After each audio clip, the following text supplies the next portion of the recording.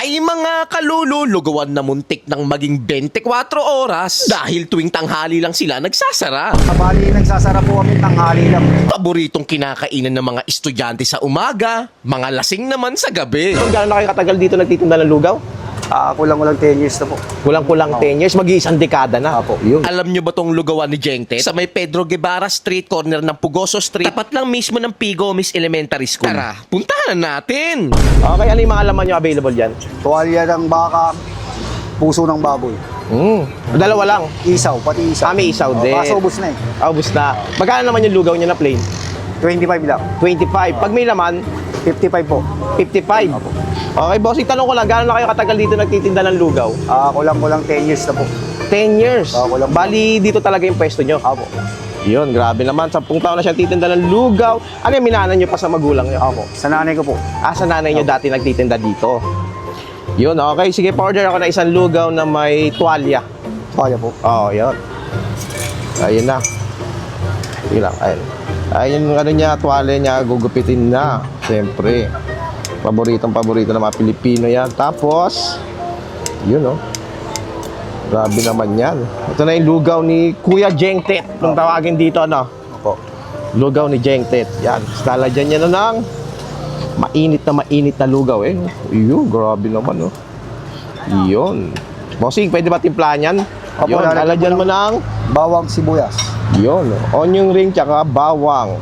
Fried Yan. bawang. Okay na. Opo. Yun. Magkano yung ganito? 55 po. 55 pesos. Yun. Tapos kayo na po magtitintay. Okay. Anong palang ano oras kayo nag-open dito tsaka nagsasara? Bali, nagsasara po kami tanghali lang. Ano oras kayo nag-open? Ano po, diretso na po yun. Bali, pinaka-break namin tanghali lang. Pinakatangali. Pero kadalasan ano oras kayo nagbubukas? Umaga po. Umaga. Mga ano oras ng umaga? Mga 5 ng umaga. Tapos mag-break kayo ng tangali. 5. Opo. Tapos magbubukas po kami ng hapon ulit. Hapon na uli. Alas 3. Diretso po yan hanggang madaling araw. Hanggang madaling araw din kayo dito. Opo. Wow, grabe. Parang kayong 24 hours. Nagpapahinga lang kayo ng konti. Tanghali. No? Tanghali lang ang pahinga. Wow, grabe. Tanghali. Kasi mainit eh, no? Opo. Okay, tanong ko lang saan yung exact location nyo po?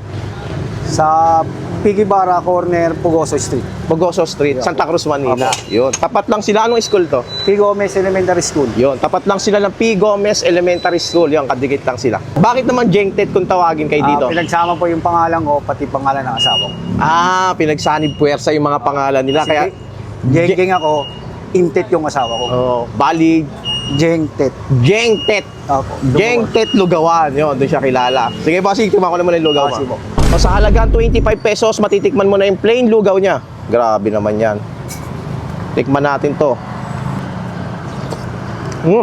Nilagay nating laman is tuwalya. No? Kaya para binabalik-balikam. Yun, at syempre, meron din tokwa yan. Ang maganda i-partner sa lugaw. 15 pesos lang dito yan kay Kuya Jengtet.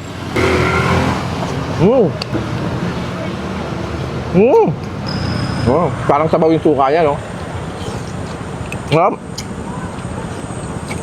Pwede pinupuntahan ka ng mga lasing minsan dito pag madaling araw na, no?